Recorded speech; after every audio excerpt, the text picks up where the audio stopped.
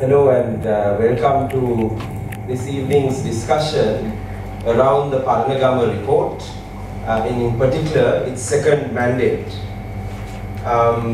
What we plan to do is to have a panel discussion today with audience participation, and I hope robust audience participation on the politics and broader issues concerning the Paranagama report. But we thought we'll take the opportunity of this event to release a paper, a document that SACLS has been working on for some time. The document that I hope most of you, all of you have, and if you don't, copies are available outside, is a document that seeks to clarify the application of IHL rules, particularly in the context of Sri Lanka. Now, the object of this paper, which was authored by Isabel Lasse, who unfortunately is not here with us. She is away on doctoral studies. But assisted also by the International Crimes Evidence Project in Australia and one of our colleagues, Maithili Bala, from the United States. The object of the paper is not so much to make factual claims about what happened or did not happen during the last stages of the war. On the contrary, the paper is about identifying the rules of IHL that applied to the conflict and explaining these rules in a way that is accessible to a non-legal or a lay audience. The reason why we think this was important is that ever since Sri Lanka has come under the scrutiny of the international community, and more specifically the international legal community, with respect to the conduct of the last stages of the war, there has been a great deal of confusion as to exactly what IHL requires of combatants and how those rules apply. And that is why questions relating to IHL that are otherwise rather obscure, that are otherwise the province of international lawyers and particularly international criminal lawyers, have now become the subject of rather heated and public debate. There are bloggers, lawyers not trained in international law, civil society activists and others who now very robustly and not so rigorously engage in a debate on the province of IHL because it has become the subject of such intense controversy, pitting one side against the other. On the one hand, those who supported the government's actions during the last stages of the war, who will then propose or propound their own understanding of the rules of IHL, versus those who are more critical, who have a different understanding. And the purpose of this paper is to present in as accessible a form as we could the rules of IHL that pertain to the Sri Lankan conflict, particularly during the last stages of the war, without really making factual claims. Of course, the paper is not completely context neutral. It seeks to apply and explain the rules of IHL within the context of Sri Lanka. So we've taken the liberty of assuming certain facts and presenting alternative factual scenarios as well, and saying, well, if these were the sets of facts, this is the way in which the principles and the rules would apply. IHL is not an easy to understand area of law. It is perhaps, at least for me personally, perhaps the most complex area of law that one could ever encounter. It is labyrinthine, Byzantine, you can use whatever words you want to describe it. But what is clear is that it is complex, and for that reason deserves rigorous application And given the fact that this has now become a matter of public debate, we think it is critical, particularly at this time where there is national conversation within the different communities and within the international community with regard to accountability, particularly relating to the last stages of the war. We thought it was important to clarify the application of these rules, and that is what we have attempted to do. The paper is not centered around the Paranagama report. If you are looking for a sort of a critique of the Paranagama report that is comprehensive in nature, this is not that paper. The paper serves a different purpose. But given the timing of the report and the fact that the Paranagama report was released and contained and dealt with some of the issues that it did concerning the paper, we thought it fit to amend it, to revise it subsequently, to provide our own assessment of the Paranagama report's treatment of the rules of IHL that we have identified. So if you look at the paper, it examines 8 different areas of law. I don't want to present the paper or to summarize it because it's because, as I've said earlier, you know, it's quite complex and technical. So if you feel inclined to take it back home and reflect on it at your own leisure, but essentially it presents 8 areas of IHL, and each section is divided into 3. On the one hand, there is a very brief narration of the principles of IHL that apply. We don't go into too much detail, we just present the rule. And then I think perhaps the most useful part of the paper is that we seek to explain its application by presenting questions and then attempting to answer those questions. And those questions are questions that are quite, questions that appear in the public discourse or that are asked regularly. For instance, let me pick one. If the stated objective of the military operation, and this is the question at page 26, if the stated objective of the military operation was to end 30 years of civil war against what was considered to be a brutal terrorist organization, would the killing of as many as tens of thousands of civilians have been proportionate under IHL? So these are the sorts of questions that we attempt to deal with. The real world questions that many would encounter, and many of us would have encountered in conversations around transitional justice and accountability in Sri Lanka. And of course the third part of each section, having then explained the application of IHL in the context of those very sort of pressured questions that are asked and that abound in the public discourse. The third part looks at the Paranagama report and its treatment of those questions. And we find that the Paranagama report to be extremely wanting in the area of IHL, its application of the principles of IHL. The treatment of the Paranagama report in this paper has 2 fundamental critiques that cut across the discussion of all 8 areas. The first is a fairly basic observation, and that is that the fact-finding function of the Paranagama report was almost non-existent. The Paranagama report was a commission of inquiry. It was supposed, I'm referring here to the second mandate. It was a commission of inquiry. It is vested with quite extraordinary powers in respect of fact-finding, in respect of the ability to summon and requisition evidence. And yet, if one looks at the level of evidence that was available to the Paranagama Commission with respect to its second mandate, there was almost nothing in terms of direct primary evidence.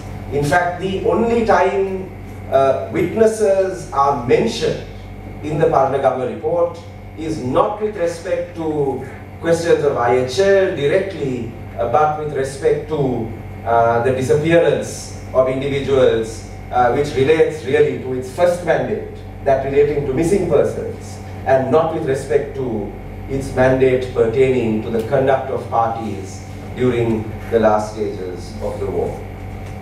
And so it really begs the question as to whether this report is in fact an inquiry report in the first place. If you read through the report, it relies on a number of sources. It relies on sources that are in the public domain. It refers to NGO reports, it refers to news stories, it refers to documentaries, it refers to the writings of sundry individuals on IHL, including those who have no formal knowledge or mastery over the area.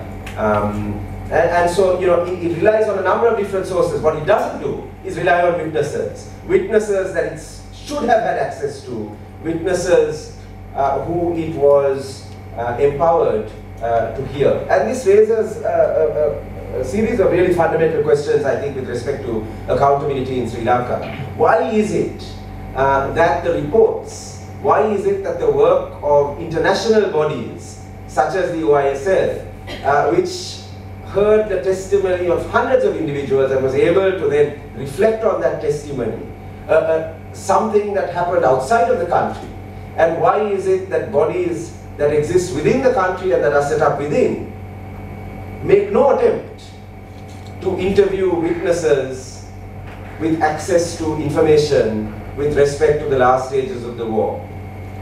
Is it a question about witness protection only, or is it instead a question about how we in Sri Lanka understand inquiries?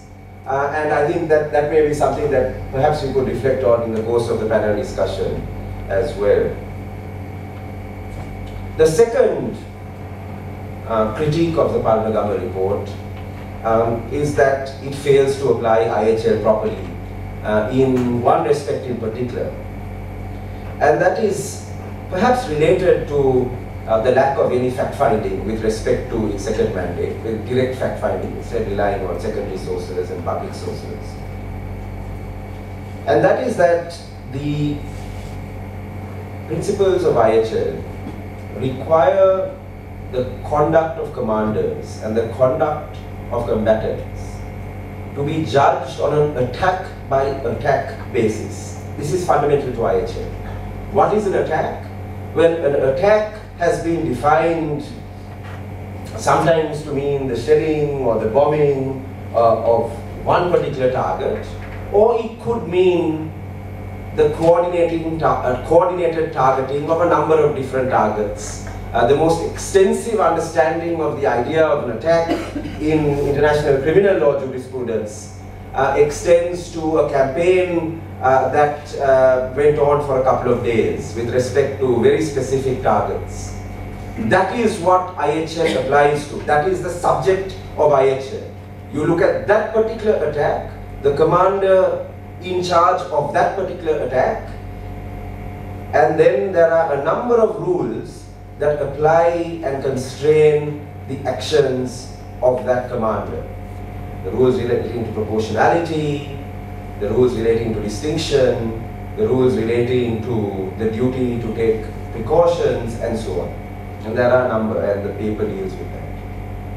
What the Paranagama report does instead, and this is a fundamental error, is that in the absence of information on any specific attacks, it embarks on an inquiry on these questions of IHL, proportionality, distinction, and so on, in a broad and generalized fashion, taking into account the conduct of the entire campaign during the last stages, and not specific attacks.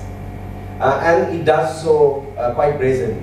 In fact, it states, it says as much, and if you read through the paper, you will find examples of that. This is a fundamental error. So for instance, the Paranagama report gets into the discussion of whether the killing of 10,000 civilians would be proportionate to the military objective of destroying or neutralizing Mr. Prabhakaran. Right? That is a question that it poses for itself. And the critique that we propose in the paper is that that is a non-question as far as IHL is concerned. It is a nonsensical question. Instead, the question is, was each specific campaign, each specific attack rather, directed in the course of that long campaign, proportionate to the anticipated military objective of that particular attack, and not of the entire broad military campaign as a whole.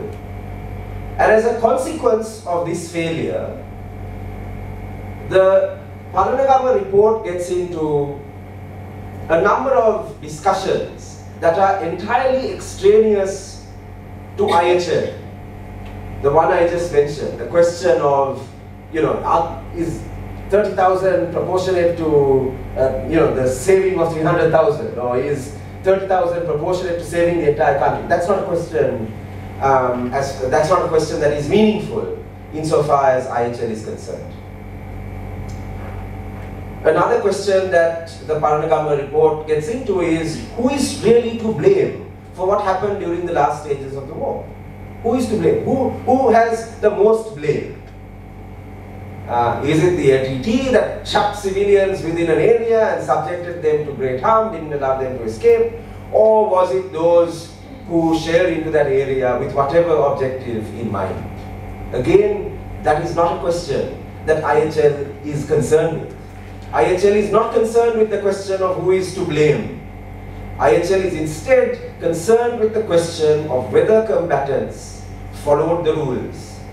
And another point that is central to IHL is the principle of reciprocity, or perhaps more aptly termed, the principle of non-reciprocity. And that is the principle that one party's or one side's failure to follow the rules of IHL does not absolve the other side of its obligations. So it's entirely possible to answer the question posed by the Paranagama report, who is to blame, where both sides, if both committed violations of IHL that were impermissible in terms of the law. It may seem a common sense question, but really the only question is, did they violate the rules, not who was to blame for the majority of the civilian casualties. In fact, the quantum of civilian casualties, whether it was 40,000 or 100,000, perhaps is of some relevance to moral debates around intervention and so on. It's certainly not a question of interest to IHL. IHL is concerned with the number of casualties in each attack, not in the course of the entire campaign. And so if you had one attack in which 5 persons were killed, but in which there was a corresponding military objective that was not proposed, who passed away in that attack. Conversely, you may have an attack in which 1,000 civilians were killed, in which there were 1,000 casualties, but in which the corresponding military objective was sufficient. One shudders to think of the type of military objective that would justify 1,000, but it's possible in theory. And the point is that that is the basis on which you apply IHL, not on the basis of whether the entire military campaign justified the entire loss of life occasioned by it.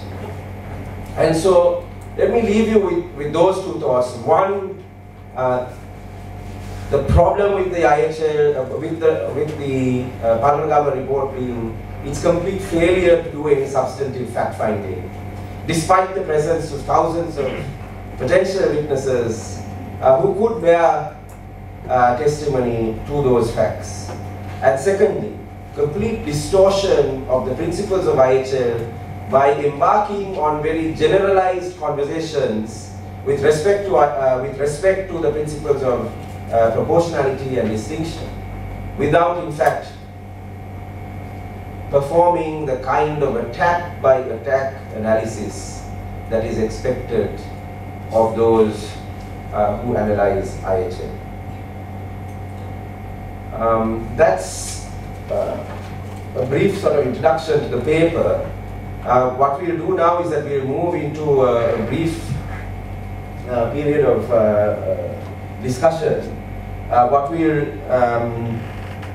aim to do is we have four very distinguished panelists here.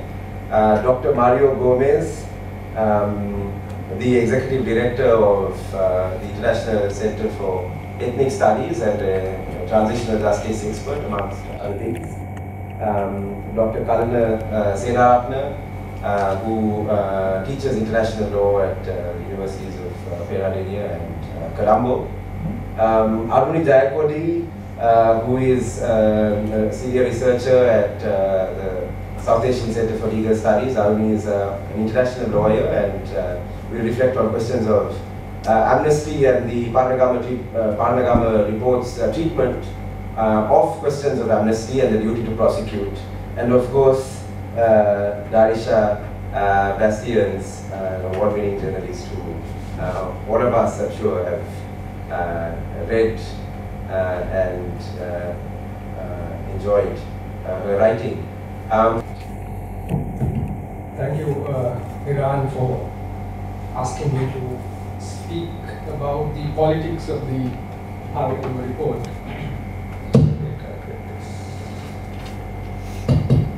Politics of the Paranagama report.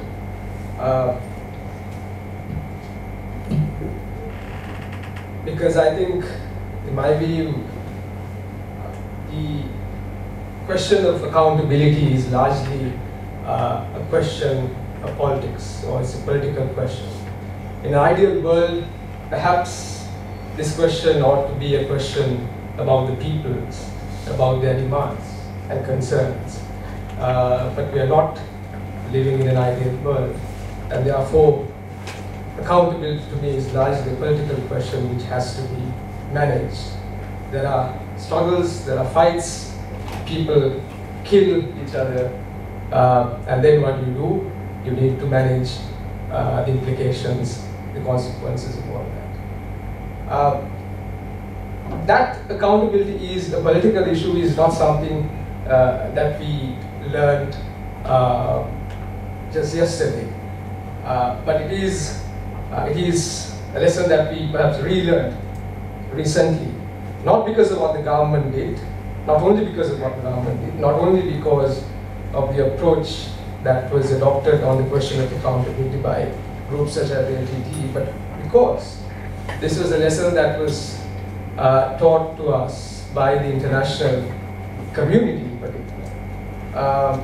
You saw the remarkable shift in the approach of some of the major actors soon after the presidential election. You saw the postponement of the release of the report, the High Commissioner's report. You saw a certain gung-ho attitude on the part of certain visiting dignitaries, respected sort of individuals in the US administration in particular. And you knew that this was always a case of politics. It was a question also about regime change. So my claim this evening, my first broad claim, is that Sri Lanka's accountability issue was, in a sense, addressed, perhaps to a considerable extent, in January and August of this year. It's not a claim that I endorse, it's not an argument that I endorse, but this is an observation that I make. And what has happened today, I think we've reached a moment of transitional justice. Not in the sense that Niran might define that phrase, but perhaps we've reached a moment wherein the responsibility of addressing the question of justice is in the process of transition from the international domain to the local domain. And as the Chinese would say, slowly, slowly. Two main factors that I want to highlight today in talking about the politics of the Paranagama report, or politics, I think, about the question of accountability. The first is the new government that is in place. And the second is, of course, the main topic of discussion today, which is the Paranagama report. Two new interventions which perhaps alters our understanding of this complex issue. I'll start with the new regime, or the new government. Now, many of the international actors inside, US officials, many diplomats have been telling us that there is a new government in town, that it's a wonderful government, a wonderful, there's a difference in approach, and so on. President Obama, we heard yesterday, is concerned about Sri Lanka, about what's happening, and that's good. But I think it's necessary to understand what this government is about before we proceed to understand the politics of this whole question. And I think my personal view, of course, even though I have supported regime change, is that this is not really a new government, but it's really a new regime. And perhaps if we go further, we can say that it's not even a new regime, it's a regime with new faces. But the key question is not that. The key question, or are the two key questions that I would like to ask. Firstly, to what extent has the political and ideological approach regarding the question of accountability changed today? And let me note, before proceeding any further, that this is a question which we unfortunately cannot raise with regard to the LTTE. And the second question is, what has caused this seeming change in approach? Now, there seems to be some change in the manner in which the government wants to address this question of accountability. There is, for example, an openness to admitting that some form of credible inquiry is required in Sri Lanka, and that some form of international participation, international involvement is also required, largely in the form of technical assistance, but at least let's have some international involvement. And that's something that you did not see in the discourse that was promoted by the Rajapaksa regime. Then there are more convincing advocates of reconciliation, equality, and so on in this new regime. And the person that comes to mind immediately is none other than Mr. Mangal Samarthila, a person who I think feels discrimination more seriously than many of us, and therefore a more committed advocate of equality and reconciliation. It's not that everything that he says in his speeches is correct, but he has been perhaps the most convincing advocate of equality and accountability. Yet, there are reasons not to be starry-eyed about what's happening. So, for example, we saw rather, how the administration sought to explain the outcome of the Geneva resolution or Geneva sessions to the majority community. There was a discourse about victory.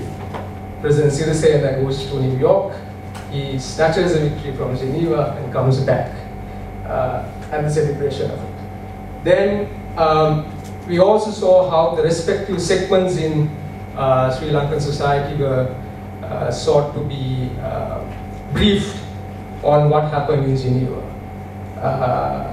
There were two, I think, interesting meetings, one with the civil society groups, one with the armed forces. With the civil society groups, I think the people who were involved in briefing them were people like Mano Ganeshan. But perhaps the people who were closer to Ranil Wickramasinghe today, people like Champika Ranawaka, were the people who went to the meeting to brief the armed forces.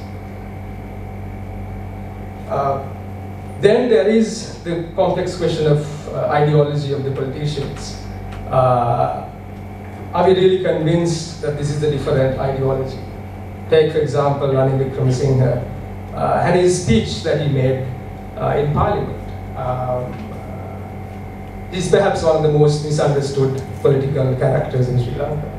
And I think one should sort of question where these leaders stand on the question of accountability, if you're serious in promoting accountability.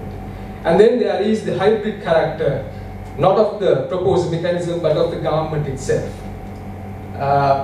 And you just need to compare the speeches made by Rani Singh on the one hand and the speech of Bangal Samaravira on the same debate, during the same debate on the question of the UN Human Rights Council resolution. So then it's a bit problematic than what the international community seems to be saying and seeing. But there is some shift, as I said. And what has caused that shift? I think the shift is largely caused by an internal power struggle within the elite political establishment. And we realize this when we see Chamdika Ranawat, for example, saying after so many years that today we need to address this question of accountability in a more serious, in a clever fashion after 5-6 years with the Rani partiality. The second main issue is the Paranagama report, and I'll just make 3 broad observations. The first is that the Paranagama report, in my mind, is perhaps a sophisticated version of the LLRC report. And I say this because it makes, I think Niran had a serious critique of the report, but I read it more politically, and I think it makes useful suggestions which the government can take on board. But it does so by subscribing to the foundational argument that any government in Sri Lanka has made and will have to make, which is that there was no systemic assault on the Tamil people. The second broad observation that I would like to make is that the Paranagama report makes good political use of the international community and the US. It uses various report statements from the US establishment to justify its own case. It refers to some of the statements made by officials of the NATO and tells you that, well, this was precisely what we were trying to do. A trial of rupture, not of connivance, but trial of rupture, where you post the question back. When you're accused of having committed a crime, you post the question back. But then we were doing the same thing. Finally, I think the greatest contribution, greatest within inverts, the greatest contribution of the Paranagama report is the promotion of what is considered to be lawfare. Not warfare, but lawfare. Wars, we know, can be fought in various different ways. It can be fought through guns and bombs, but it can be fought through law. And the concept of lawfare is a wonderful sort of concept that the US military has given all of us. Law is, in this sense, a weapon. It's a tactical ally. It's a strategic asset in the conduct of war. And this is where law helps you accomplish that which bombs will not help you accomplish.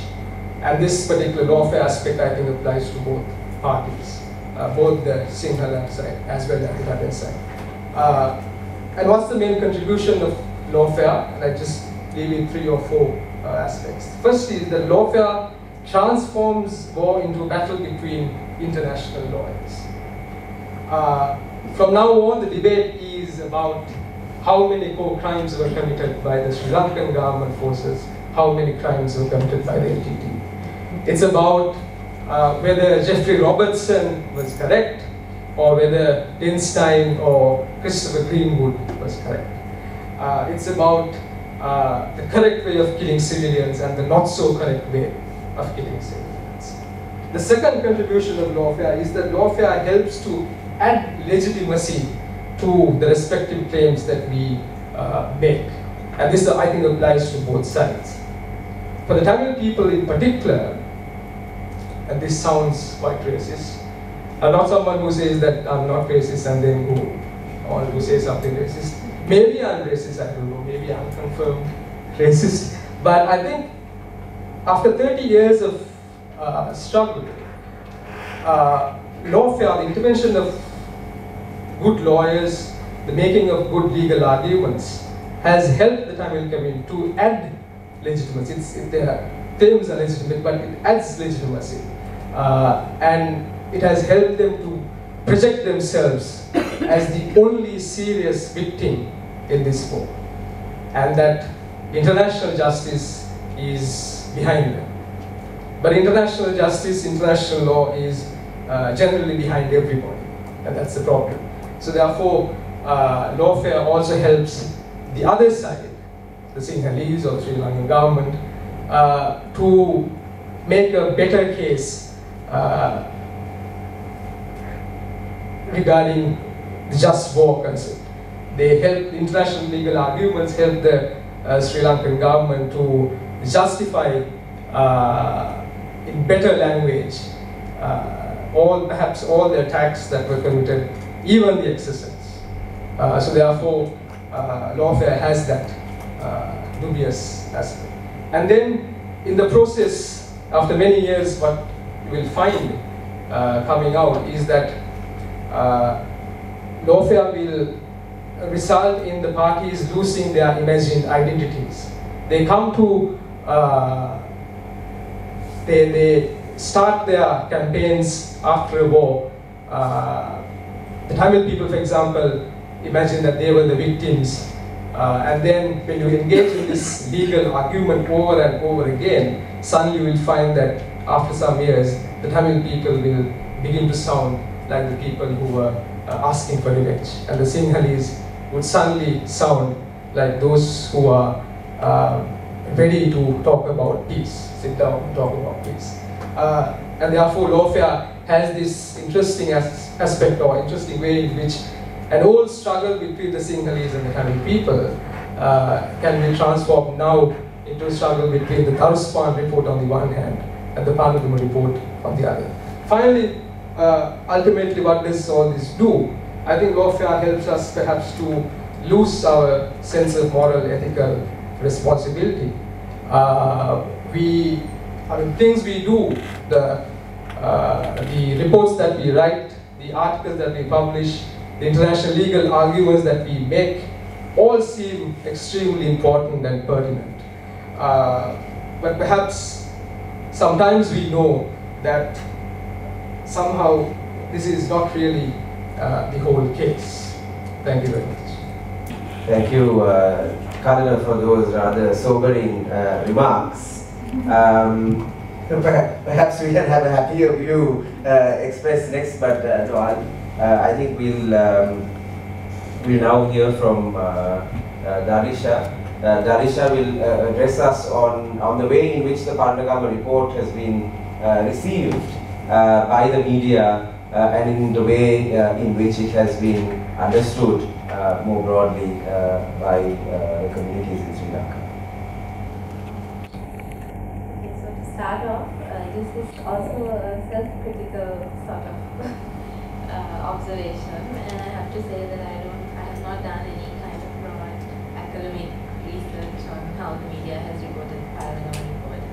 I'll just draw from some of my own, the way I reported it, and what kind of news items we saw on the report, both of its first mandate and second mandate. And just to go into the background, about the context in which the Paranagama Commission was established. It was August 2013, and it was a very, very busy time politically, in the sense that we were just coming from it was just after the Shirani Bandanagi impeachment. Chogam was 2 months away. The Navi Pillai visit was due at the end of August. The Valley Barrier shootings had taken place in the beginning of August. And there was all this international pressure to to show something, showcase something to show that the government was genuine and interested in reconciliation. And 2 weeks before Navi Pillai's visit to Colombo, the Paranagama Commission was appointed. So from the perspective of the media, I think there was a lot going on. I think there was definitely a sense that disappearances was a huge problem. This is referring, of course, to the first mandate, that disappearances was a big problem and that this was actually an attempt to try and deal with that. It was received positively, I think, in most of the local press. But it became very clear as time went on that this was also an attempt by the government to kind of showcase something internationally, to take the pressure off ahead of the Commonwealth Summit, to take the pressure off ahead of the 2014 resolution, UN resolution in March, which would probably set up an international investigation.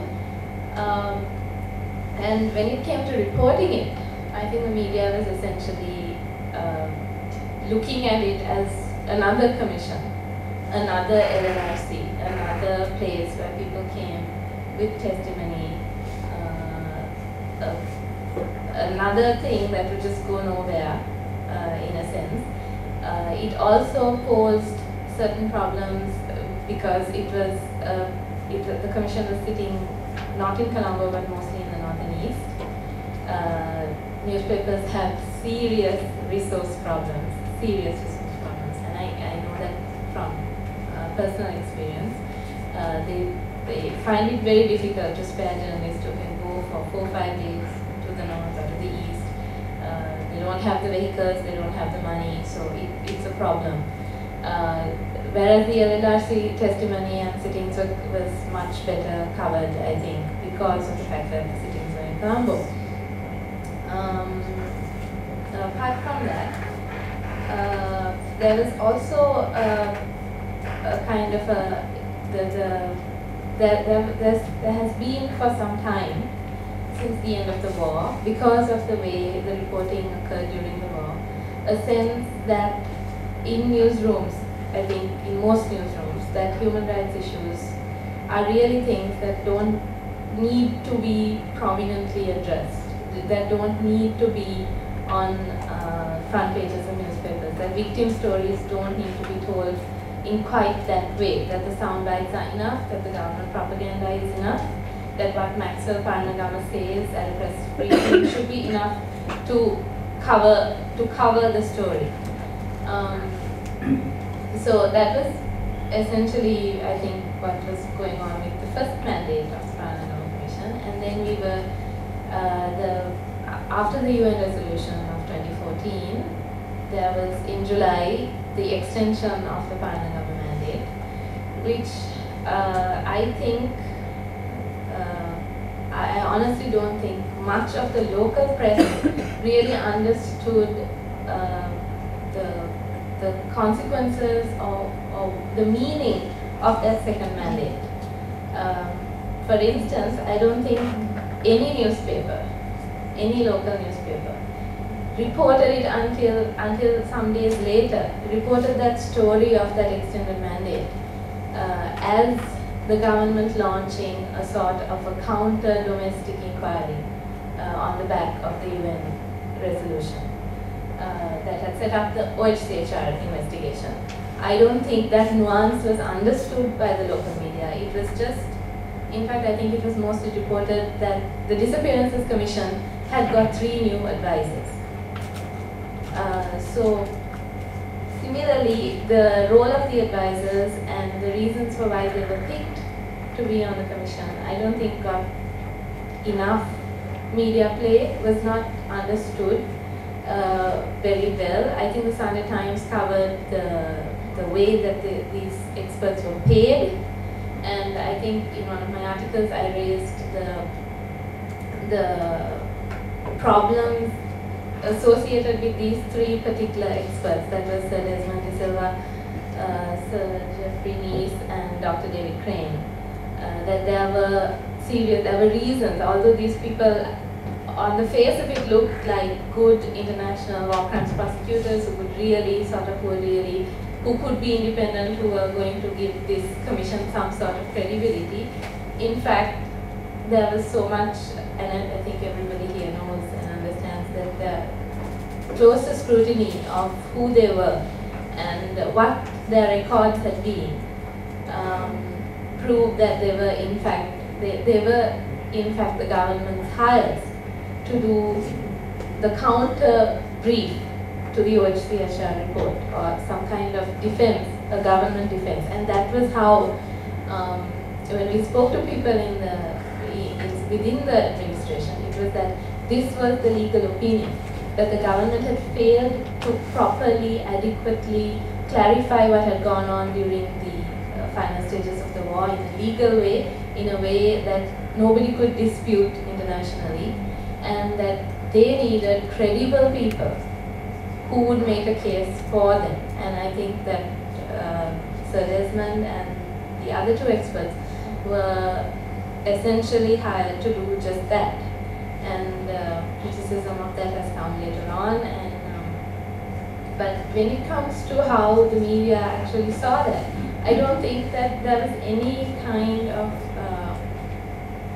deeper scrutiny about what these three experts, and then subsequently the Pakistani expert and the Indian expert, what they were really supposed to do, what their role really was to be. And as Niran said, the commission in the fulfillment of the second mandate never really went into witness testimony or calling witnesses or performing any inquiry function. Similarly, I don't think that anybody in the media thought that this commission of inquiry would conduct its investigation that way. I don't think that any of us thought that. I think we all knew that it would be just another report. There was an understanding that this was going to be a report to counter the OHCHR report, and it would just be reported like that. And I think that is one of the main failings that reporting failed in this. To some extent, because there's so much media about commissions. I don't think there's any interest in newsrooms. I don't think newsrooms any longer speak the language of reconciliation, understand the language of accountability. Questions like IHL that are being discussed here, I mean, it's very difficult for journalists to grasp that, all of that, and there's no will. I would think that within editorials there is no will to learn and to understand and to report with that sort of understanding. And it's not just the Paranagama report that hasn't been reported on extensively, but also the OHCHR report, which has serious findings within. I mean, we've reported that it's out, we've reported what Zaid said about it, we've reported the resolution that came as a result of it. But in fact, to actually take excerpts of that report, and this is something I have been meaning to do, and I never got around to either, to take excerpts of that report and say, look, this is what they found, this is how Balachandran died, this is how Isukriya died, this is the white flag incident. I mean, just to have people know, this is what this report really says. We talk about it, but nobody really knows what's in that 200 pages. So I think that there's a problem. Over 9 years, there has been a sort of a reluctance to discuss human rights issues. There has been pressure on newsrooms and editors to stop talking about that, to not have their reporters get overly passionate about these things, to not have them ask too many questions about human rights.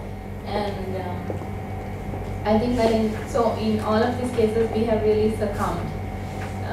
And 9 months into a new administration being in power, and apparently apparently democracy in bloom, and human rights is the language the foreign minister speaks, apparently.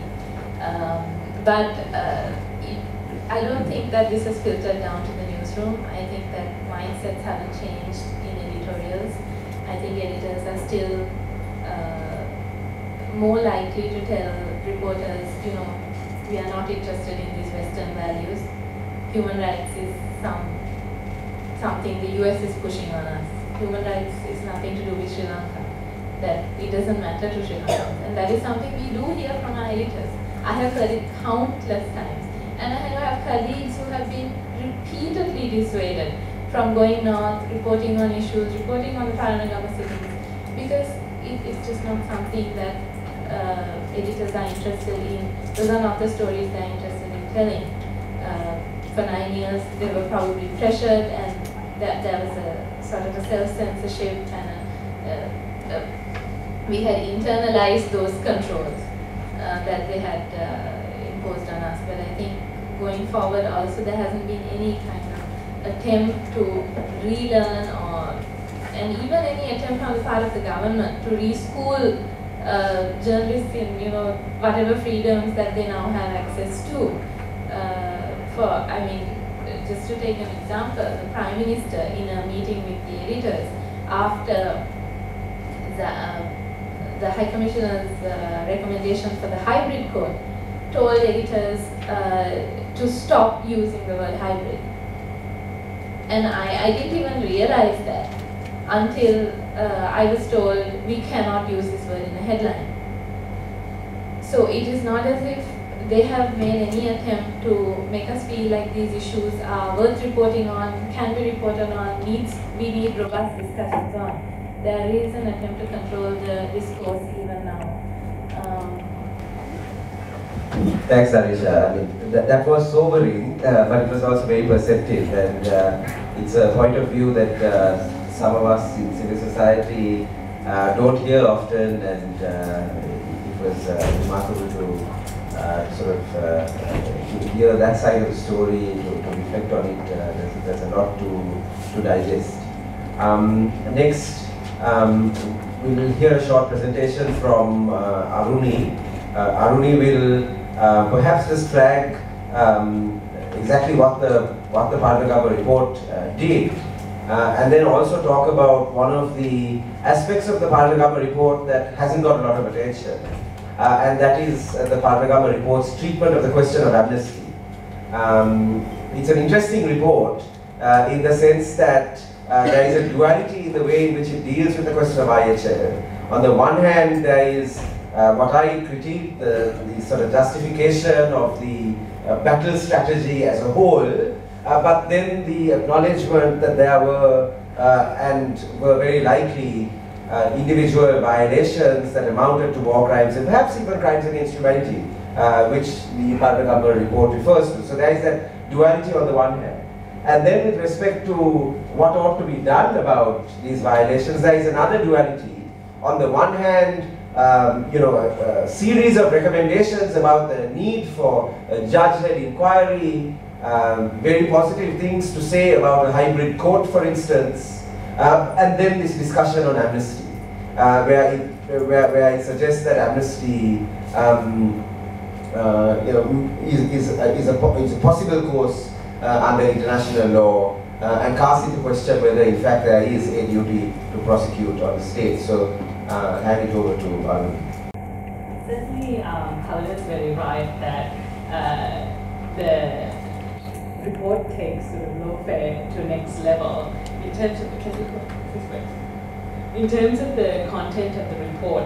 In some ways, it tries to read as an alternative to the panel of experts report and tries to revisit some of those same incidents and sets an alternative narrative and certainly alternative findings, which in some ways has served this new government's political narrative, or perhaps it's a narrative that it wishes to use as it moves forward with this accountability process. As Niran said, certainly the way it treats certain crimes and others, there's a duality. There are certain crimes it's willing to acknowledge that may have taken place, warrants further investigation, whereas other crimes it's not willing to acknowledge at all and uses these alternative and, as our report suggests, sometimes blatantly incorrect legal lenses to dismiss that they have occurred or they warrant further investigation.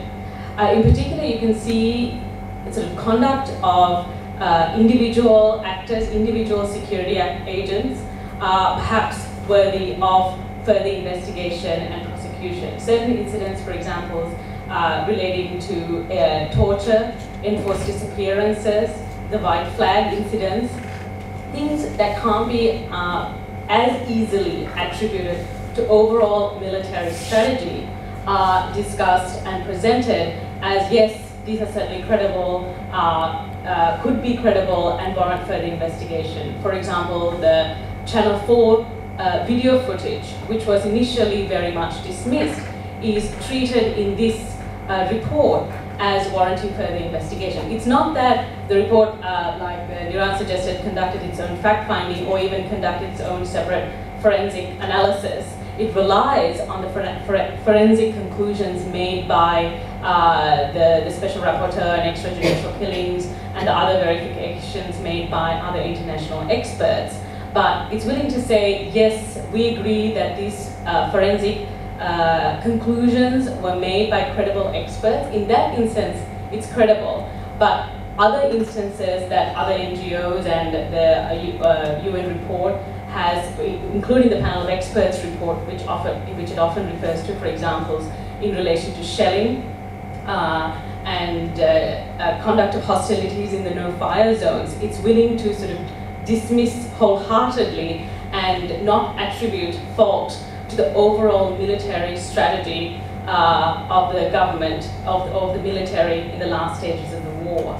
So there is this duality, as Niran suggested, about certain crimes that warrant further investigation and others that don't. And perhaps this is a worrying trend because it allows space for the government to claim that perhaps individual actors or individual episodes amounted to wrongdoing, but the overall strategy and the overall conduct of hostilities in the last stage of the war did not amount to any wrongdoing. And it's a space that has to be watched, and as this process continues, how the government will be willing to deal with that is something that has to be scrutinized. And certainly, in terms of its recommendations also, while it warrants certainly that there should be a judge-led inquiry and there should be certainly foreign participation, acknowledges that there is a lack of expertise in the current Sri Lankan framework to deal with these types of crimes, and that international participation would also lend credibility to such a response. It also has other recommendations suggesting perhaps the duty to prosecute is not as widely claimed in international law, or perhaps amnesties could be permissible in certain contexts. I'm going to talk a bit more about this, the way the report deals with this question of duty to prosecute and how it deals with the question of amnesties. It's sort of emblematic of the way it deals with other international law issues in the report, in that it's highly selective, relies on sort of isolated and individual opinions of jurists to support its legal arguments, without acknowledging often the much larger body of legal opinion that supports perhaps a contrary view. For example, in this, after concluding that there were maybe certain serious crimes that did take place and perhaps they should be investigated, and investigated by a judge-led inquiry that has foreign participation, it turns to this question of, okay, so what's the duty to prosecute here? And it lays out a fairly limited discussion of the duty to prosecute, and chooses to ignore fairly comprehensive interpretations of existing treaty obligations on Sri Lanka, as well as well-accepted case law from other regional courts that clearly states that the duty to prosecute both domestic and international crimes is fairly broad.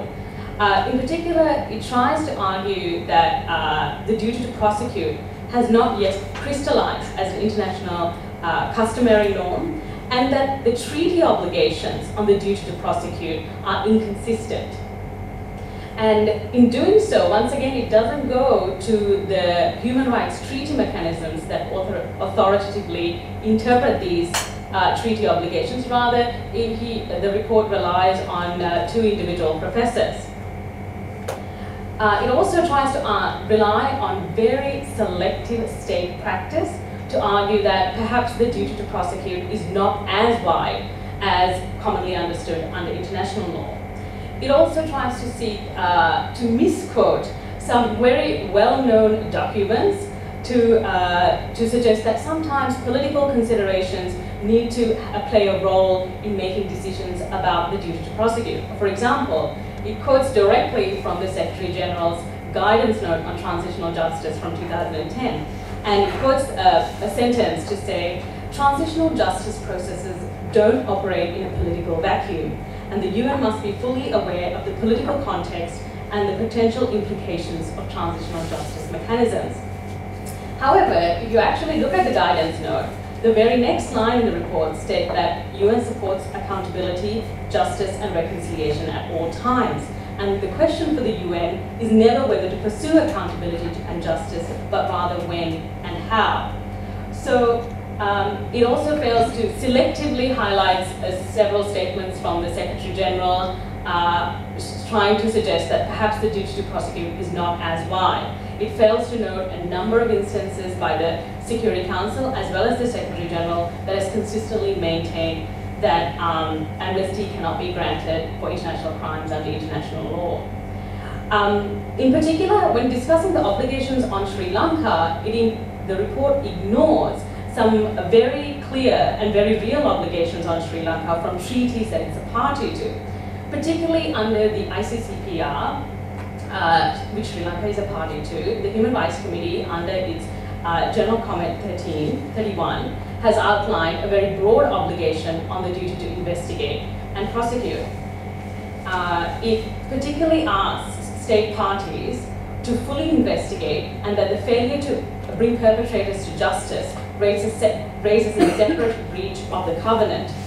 The general comment specifically states that where public officials or state agents have committed violations of the covenant, they should not be exempt from personal responsibility. And it specifically singles out amnesties and amnesties for state officials as being impermissible. The general comment also stresses that officials' status of individuals should not be used to excuse them from responsibility for conducting crimes, for committing crimes.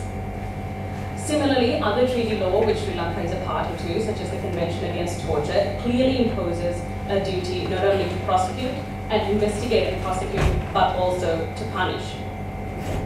In the context of transitional justice, as international law has evolved, the duty to prosecute has been linked to a victim's right to truth and justice. And under the updated principles to combat impunity, there's an inherent duty to prosecute, which is cast as the victim's right to justice and truth. And in terms of its discussions around customary international law, the report totally ignores a wealth of case law from the regional courts, which are very well accepted from the European Court, from across Latin America, where amnesty laws have been overturned. In particular, the Inter-American Court has overturned every single amnesty that has come before it. And all of these jurisprudence is not discussed, and the report just chooses to selectively discuss the opinions of few jurists that supports its view.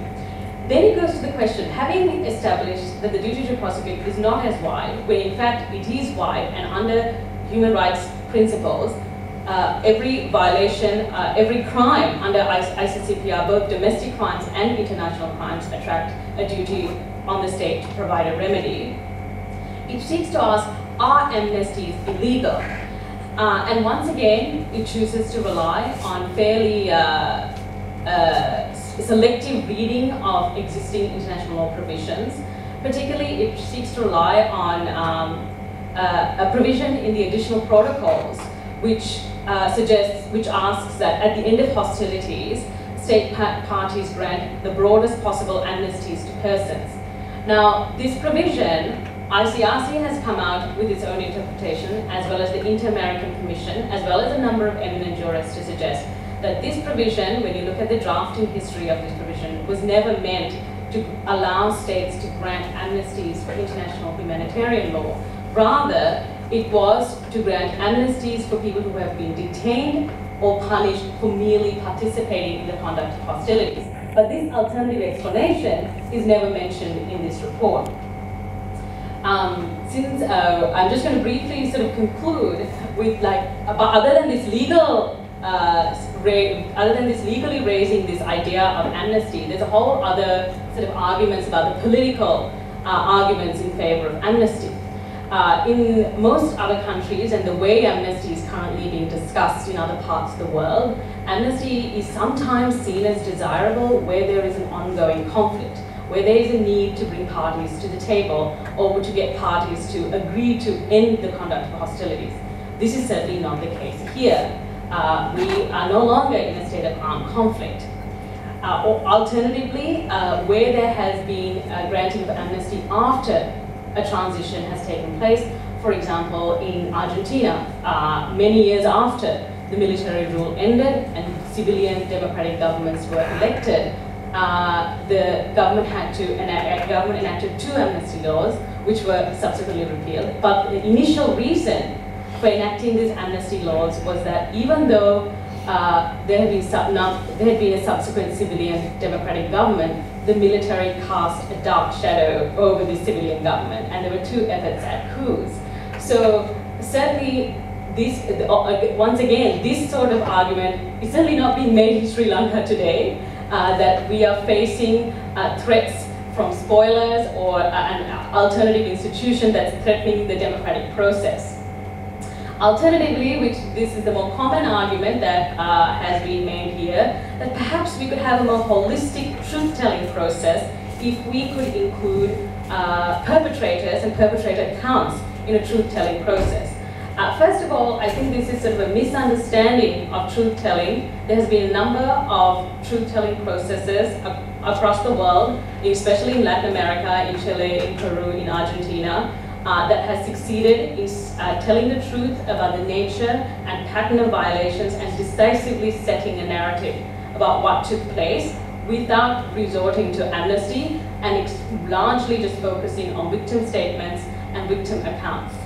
And of course, there's the South African model, which I'll be happy to answer during questions, which has been misappropriated, and often the role of prosecutors and the threat of prosecutions in getting individuals to come before the Truth Commission has never really, I think, been discussed or understood outside of South Africa, and certainly in conversations here.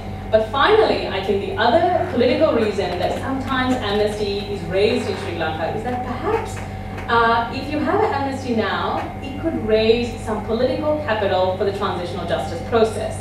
That perhaps if you were to come out and say, there'll be an amnesty for certain security sector agents below a certain rank, that would assuage their anxieties and that would certainly appeal to the southern electorate and show some compassion that certainly we should be focusing on those most responsible. But as we know from other parts of the world, to achieve that kind of political capital, you don't need amnesties. It could certainly be achieved through a well-crafted prosecutorial policy. I'll leave my remarks there. Thank you, Aruni. To wrap up the presentations, we'll now hear from Dr. Mario Gomez. Mario will address us more broadly around transitional justice issues in general in Sri Lanka in light of today's discussion on the Paranagama report. Thank you, Niran. So I thought I'll use this opportunity to reflect a little more on some of the broader issues in terms of the emerging transitional justice architecture in Sri Lanka. We know that the government has announced sort of 4 broad planks for a transitional justice process. It's spoken about some level of prosecutions. It's spoken about a truth-seeking process. It's spoken about establishing a permanent office for missing persons. And it's announced the idea of an office of reparations. Aside from these sort of 4 planks, we also have the Office of National Unity and Reconciliation, which is engaging in some sort of reconciliation work. And we now have what I would like to call the sort of newly emerging Human Rights Commission, hopefully an independent and credible sort of mechanism, which also would have some connection, I think, with the issues of transitional justice and human rights. So I thought it would be useful in the light of Paranagama, even though there are some fairly interesting statements in Paranagama, taking for sort of progressive statements. By and large, I think there are also separate problems with the original motivation, with the process, and of course, finally, with the general tenor of the report in terms of what it's trying to do.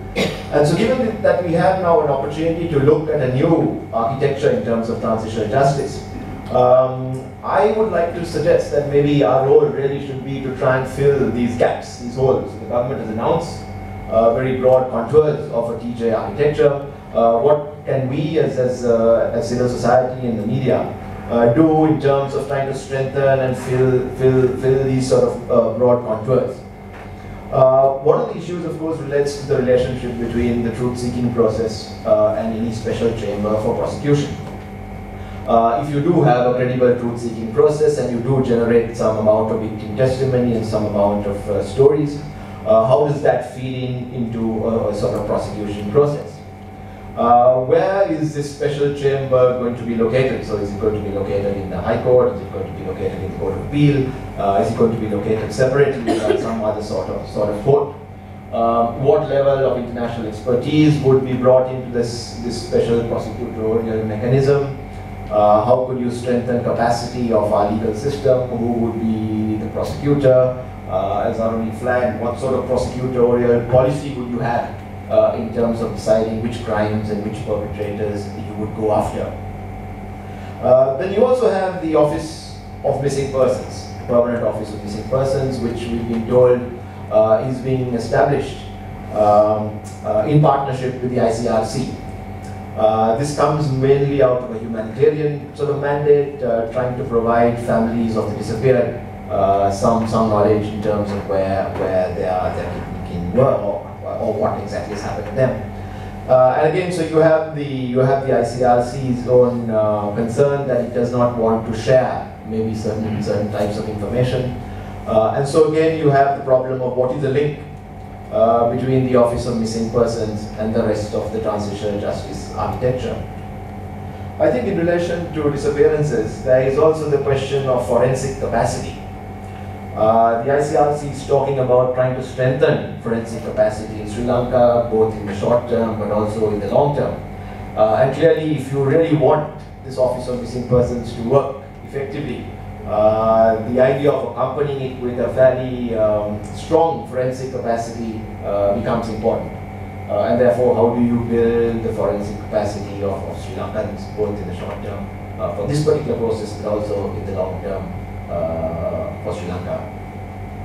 The other idea I wanted to float, and I mentioned this before, is of course, if you're looking at a prosecution mechanism, and you're looking at a special chamber or a special court, what is the value of having an ad hoc temporary court, however long this might last, whether it's 5 years or 7 years, as against a permanent court of human rights that will investigate that will investigate serious human rights violations, but be part of the legal system of Sri Lanka as a permanent institution. There was a suggestion, I think, in the '94 Commission's reports of the idea of setting up a human rights prosecutor. I can't remember whether it was to be part of the Attorney General's department or outside, but to establish a dedicated human rights prosecutor that will prosecute serious human rights crimes. And I think it's worth just talking about whether the special chamber should be a permanent institution that would investigate serious human rights crimes over a long period. So you have this relationship between the Truth Commission and the prosecution. On the question of reparations, I'm beginning to think that maybe Sri Lankans, the situation in Sri Lanka is slightly different from some of the other situations. So generally, you have reparations which tend to follow a truth-seeking process. But I think there's a strong case for trying to de-link some reparations from a longer-term process of reparations. How do you build confidence in the victims of the conflict to come forward and to believe that perhaps for the first time we really have a bona fide, genuine transitional justice process? They've been through so many mechanisms, so many commissions of inquiry, you had to re-traumatize people, and so on. for them to be incentivized to come forward and share their testimonies. Should there be some sort of reparation process that can be unleashed with some level of bona fides at the commencement of the transitional justice process? So we've spoken about the release of detainees, we've spoken about demilitarization, we've spoken about land, and perhaps land might be something that we might want to seriously consider in terms of how perhaps we can generate some confidence in people to come forward. So I think it's worth thinking about the process of reparations and seeing whether we can delink it from something that can be implemented immediately, and of course then long-term symbolic and other reparations which might follow a sort of genuine truth-seeking process. I also want to flag a couple of old issues that have been around the sort of human rights movement for several years. And this really relates more to sort of prevention in terms of disappearances, which is it possible to revive the idea of a comprehensive database of all detainees? You know, it's something that the human rights movement has been talking about for years. At one moment when we had the sort of semblance of an independent human rights commission, the human rights commission is going to take on this task and create a sort of database that could be accessed by people. But I think it's worth thinking about. Having a sort of comprehensive database of all detainees, and I know Paranagama refers to it in his report somewhere. He seems to have got the data from somewhere, so maybe we can try and use this in sort of setting up this database. FARC and the government. Are there any ways we can get some perpetrators, whether at a low level, at a mid level, or even one or two high level perpetrators, squeal? And this is an instinctive statement, but I have a feeling that culturally, we Sri Lankans that might be able to squeal. And if you can get one or two perpetrators to squeal, I think we might be on something quite important. So it's, I think, worth thinking about what concepts are available within civilized and democratic legal systems that we could perhaps use to try and get one or two perpetrators to come on board and share some of their testimonies. A couple of sort of concluding comments. One issue that some of us are grappling with is this current political moment. So how long will it last? Is it a year? Is it 2 years? Will it end in 6 months? Should we grasp the opportunity right now? Which means should we be having consultations at all about transitional justice mechanisms, about constitutional reform? Or should we just be going for the jugular and trying to set up the mechanisms and so on? And I think that's something Sri Lankans have grappled with for a long time, because when we had these moments of transition, whether it was 94, I think 94 perhaps is the only comparable moment, we lost it fairly soon. And so therefore there is this almost this sort of tension between doing a participatory, balanced, consultative process as against the ideas are there. Let's go ahead and fix it. And so I don't have the answer. I mean, I'd like to think that we have at least a year to try and get in some elements of a democratic sort of legal and political culture into our system. But ideally, we're looking at long-term sustainability. We want to sustain this sort of rule of law. We want to sustain the democratic transition. And so I think there is also the idea that perhaps we should work on sustainability, even if the movement is fairly slow and sometimes irritating, as it is now. Finally, I think just to draw attention to the different facets of the transition that's happening in Sri Lanka now. So we have the truth, accountability, justice transition, which we're talking about. We have the constitutional transition, and obviously there could potentially be some trade-off between the constitutional transition and the truth and justice transition. The government has sometimes conceptualized the constitutional reform movement as one aspect of transitional justice. And then, of course, you have the anti-corruption, rule of law, good governance sort of transition. And as in some countries like Peru, perhaps maybe a smart way, if it's difficult to bring sort of sensitive personalities to trial under the conventional transitional justice mechanism, might be to use the anti-corruption framework. And so clearly there are linkages amongst the different aspects of the transition that Sri Lanka is involved in. And so I think as civil society and as people from the media, it might be good to think how we can use these different aspects of transition really to pursue democratic accountability and justice in the long term. So I'll just stop there. Those individual crimes are rather horrific. And where those individual crimes are egregious, what really within the singular polity is the resistance to acknowledgement of system crimes, and in particular, what is the resistance to the acknowledgement of shelling crimes and aerial bombardment related crimes? Is there something about those crimes that is politically difficult, and is there a reason for that? To Dharshia, the question is, what would it, now your comments and observations were scary in many ways, because we're supposed to be moving into this sort of transitional justice process where journalists have a critical role to play. What would it take to change the situation around? What would it take to change the culture in the newsroom? Are there any easy ways to do that, or is it, are we talking instead about long-term sort of cultural change? Because I suspect that if you're talking about long-term cultural change, then we're all in trouble. And to Aruni, I'm just going to forward the question from Mario, which is, in the context of Sri Lanka, if we do want to get the sprats to squeal, how are we going to do that? Is there any specific legal ruse, if you want to call it that, or some technique or strategy that we can adopt that is still consistent with international law and the duty to prosecute? So let me just open the floor out. If you have any more questions, we'll cluster them, and I don't know whether we'll have time for a second round, but certainly we'll take as many questions as we can in the first round.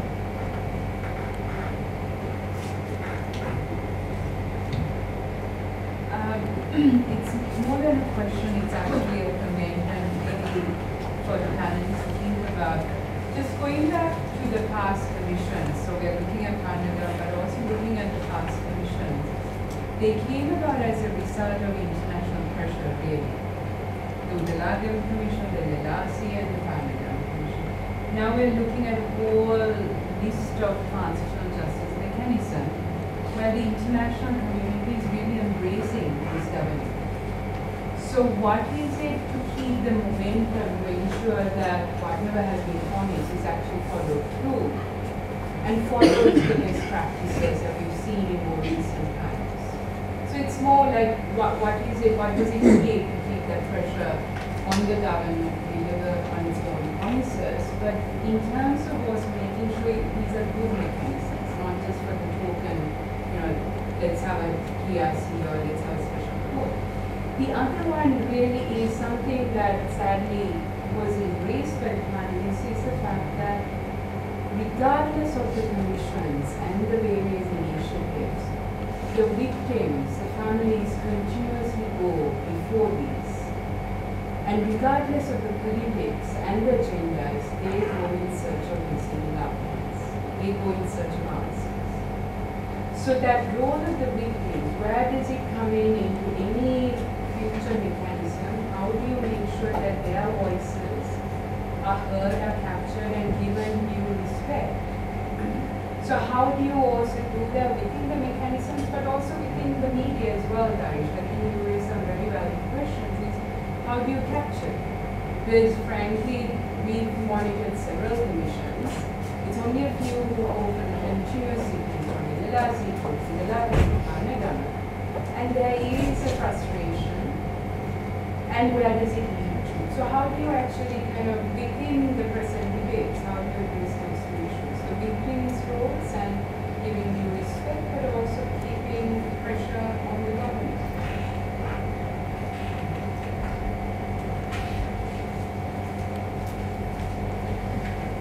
Any other questions? Yes, now this transitional justice, the discussion is going on, especially in Colombo, in the post rules.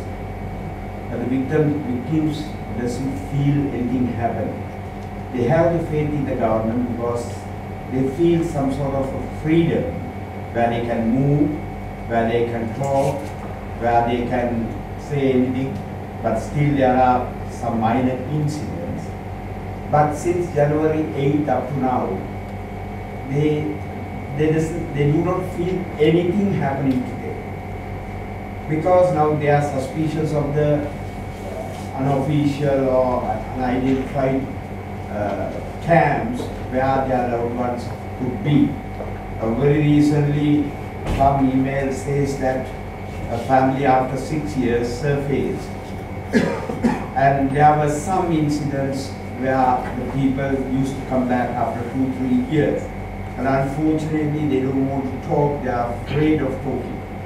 So when we say to the government to prove, because Mr. Ranil Wickremesinghe said that there are no unofficial camps. But when he asked him, how do you say that? He said, I asked the 3 commanders of the armed forces, they said no, so there are no unofficial camps. But the people are surfacing. So the victims are asking how the government can prove that there are unofficial disputes. Because the faith of the victims in this government, after they're having this sort of freedom, will be fading away if they take so much of time. Because they have enough time until 2017 March, because that is the time they have to give the report. But the parents is not in a position like that. So how we can do that? So why can't we force the government to come out with the list of the surrendees? At least then the people know that the government is going, that they have the political will, because in our history, we have the betrayal history of the Sinhala government. They have promised many things. But when the Sinhala race force come out, they just withdraw and they just betray the Tamil community. So, how to read this transitional justice discussion to the level of the grassroots? The parents have never been talked about the transitional justice or the Paranagama Commission report or anything like that. In these commissions, actually, their main goal was to show the world that there was a humanitarian war against the LT. There was a humanitarian war against the, there was a humanitarian war. That's what LLRC, even the Paranagama reports were trying to say. But to prove that, they have to do something. The LLRC had to say that there was no rule of law, the disappearances are taking place, the lands are grabbing. So they have to say something also, but the main purpose was to show the humanitarian war was in Sri Lanka. I think Paranagama is also the same. So they have to give up something, otherwise they can't prove it. So I'm always thinking, because the Sinhala government, I'm sorry, this is not a question. The Sinhala government is worried about the Sinhala races. The only thing, are we strong enough to show the government that we people who think about the transitional justice are strong more than the Sinhala races? The government doesn't think so. So what can we do? More sobering thoughts. Any other questions before we? Very impressive presentations. Thanks, everyone. All in very different ways raised really important issues. I'm just going to focus just one thought on Kalana's presentation. I completely appreciate your argument about the way that law is, it's essentially political always, but how particularly what you call lawfare works and the risks of getting into the way legal arguments might not actually answer how each side has strong arguments in principle that they can pull together, especially given the political context. But I thought one of your points towards the end was shading towards a kind of a dangerous relativism, in the sense that I think that there probably are better legal arguments. I mean, certainly Niran and Aruni would say that if you look at the overall sort of package of international norms, laws, precedents, cases, etc., the weight is pretty clearly on one side. And I'm wondering if we don't want, I mean, since we are in this legal battle now, I mean, it's inevitable, there will be a legal battle, it's already begun, it will eventually get to some court someday, not to give up too much, not to abandon the possibility that the law can ultimately render some sort of justice, particularly, but I think, I take your point that, I mean, maybe the way to square the circle is to not have it just be a legal process, but always be linking it as consistently as possible to both the political argument about justice for the long running, for the war and for the ethnic conflict, but also, to moral principles, which might also be linked to religious principles. I mean, to try to keep the legal, not just legal, but make as clear as possible its links to all these other domains which might solidify it. Any others? Going once? Okay, so could I throw some of those questions back at the panelists? Mario, perhaps if you could, in addition, I did ask you any questions to begin with, but I wonder whether you could feel sort of Bhavani's question, which is a lot of the progress and the momentum has been predicated on international pressure, and in a context in which that international pressure appears to be absent, or at least greatly diminished. What are we going to use to try to mobilize and push for reform? I'd also like to pass to another question to you, arising from Bhavani's observation on the fact that victims keep going to these mechanisms. The observation, again, from the Paranagama process has been that the victims tend to be victims of disappearances. Right? You have very few victims of shelling crimes and other crimes who are considered as important victims in international law and in human rights discourse as disappearance victims. But they aren't going. They aren't telling their story to the state and to state-led commissions. And I wonder whether, even in our own discourse, there is a hierarchy of victims. Is there any way in which we deal with that? Either to accept that hierarchy and say there are those who have been struggling, there are those who have been pushing, going to these commissions and so on, and therefore they warrant some additional sort of process. They're already getting a different process, the Office of the Missing Persons and so on, acknowledgement of the fact that disappearance is an ongoing crime. But how do you resolve that the issues of the typology of victims and victimhood? And more broadly, if any of the others want to address some of the questions that Vito raised, for instance, and Kalana, I think you perhaps field Alan's question. But could we start with you?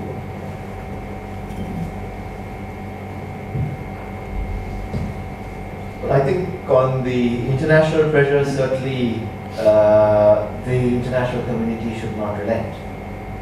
I think civil society should ensure that there is constant pressure on government. Maybe the mode of engagement might need to change. Perhaps we might need to try to engage now more with some of the treaty bodies, the working groups, and so on, because there's more space for that. But I would think a constant engagement with international mechanisms would be important in order to ensure that there is pressure on government. I think in trying to build a domestic concept, a sort of pressure and momentum is a much harder task, obviously.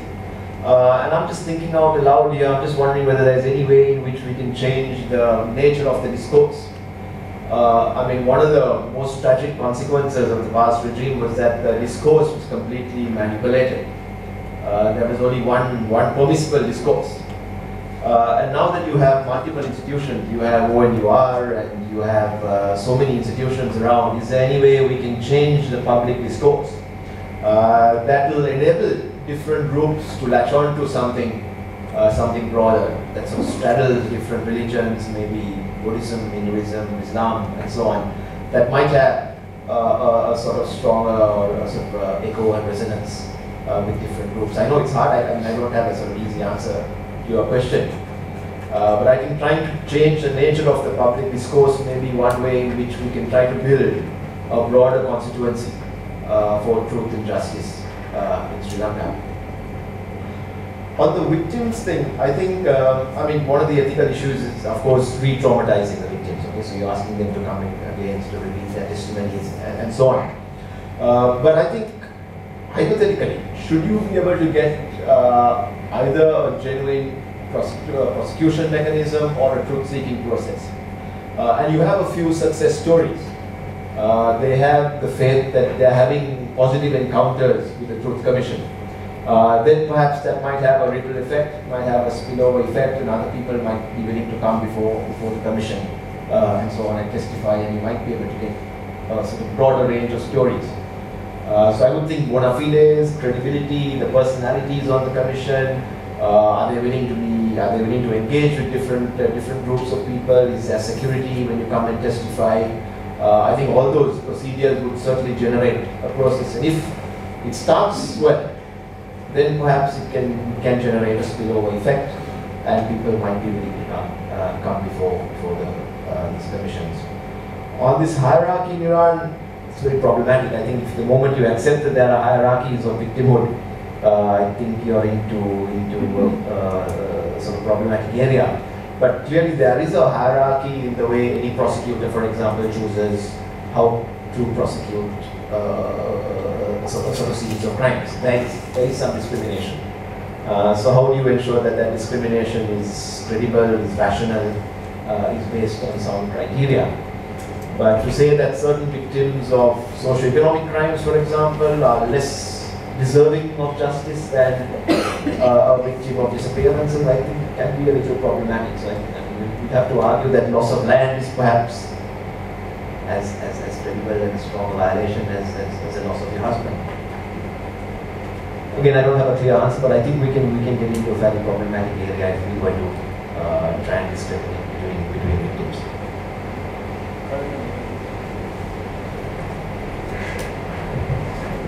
That Niran's first question as to why the Sinhalese reject this rejects this accusation of systemic crimes. I think it's because that particular accusation strikes at the heart of very serious Sinhala Buddhist nationalist claim, which they've been making for a long time, which is that the Sinhalese have not targeted the Tamils because they are Tamils in Sri Lanka, and that the Tamils have never been discriminated because of the fact that they are Tamil. And that particular argument is broken if they are open to admit that systemic crimes may have been committed. And also, I think the implications of systemic crimes is, one implication seriously is separation. If the Tamil people have been targeted because they are Tamil, it gives a good justification to them to go their separate way. So therefore, there's a lot of other serious implications arising from this accusation, which is also why knowing the truth sometimes might not lead to the kind of reconciliation we think it might lead. So that's my problematization. So the question of truth-seeking leading to reconciliation.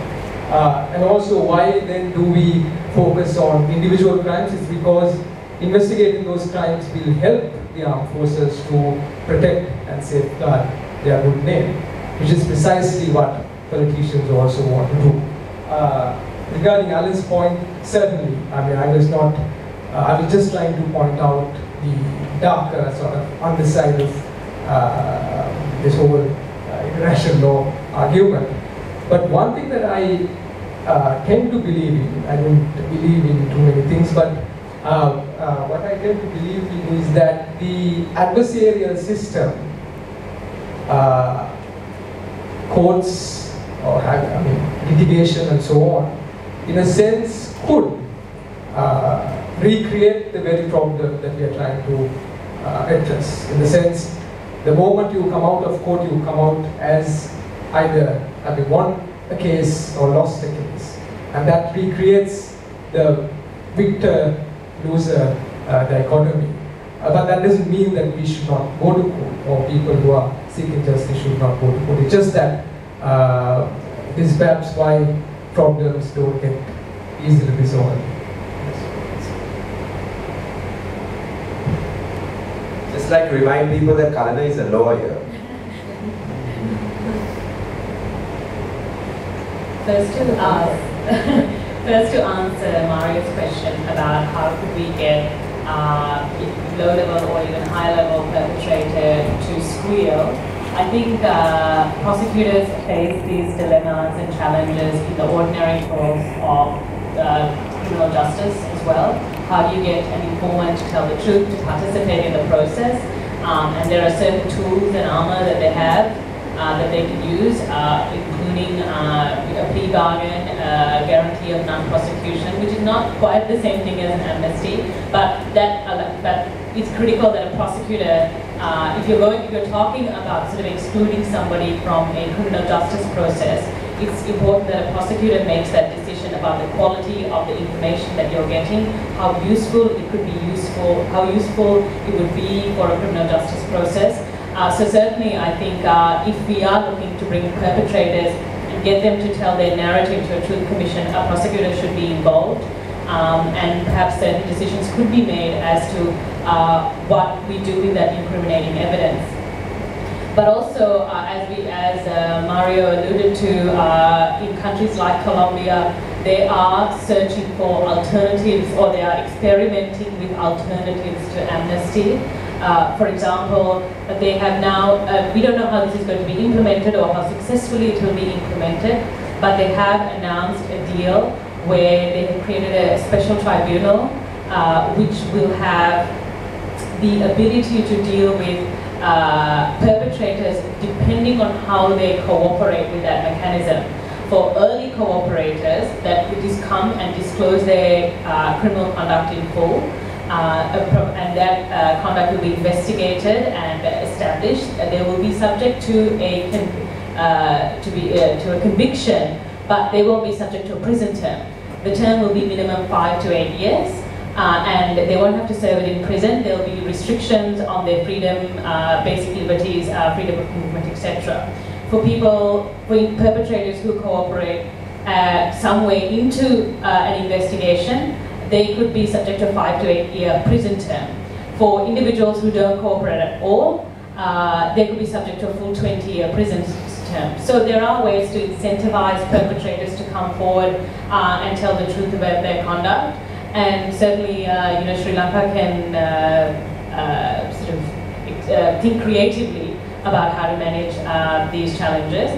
Just to go back to Bhavani's question about how to include victims in and how to make sure that this is our victim-centered approaches, there are certainly certain steps that when we are designing mechanisms that we can take, certainly things as basic as victim and witness protection, but also specific design features of the mechanisms, like simple things, well, not so simple, but features in a court that allows a victim to lead evidence, to be legally represented at the cost of the state, to present evidence to a prosecutor. These are important differences that can make how well a victim participates in a court process. Similarly, in the Office of the Missing Person, how a tracing request would be submitted. Is there an accountability mechanism if a victim is mistreated, or a relative of the missing is mistreated by the Office of the Missing Person? Or similarly, in a Truth Commission, how accessible is the form you fill out when you submit your narrative to the Truth Commission? So these are, in terms of when you're designing these mechanisms, it's important to think about it from the perspective of the victim.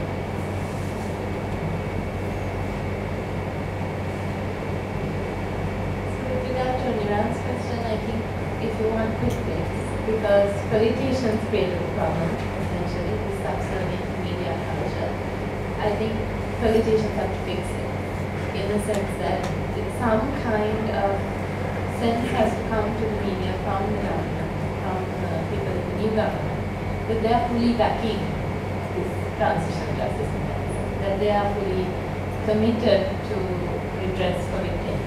And that is not a message that is coming through yet. I don't think that's coming through at all. In fact, it's just mixed messages. There's a sense in media that, oh, you know, Mangala is loose cannon.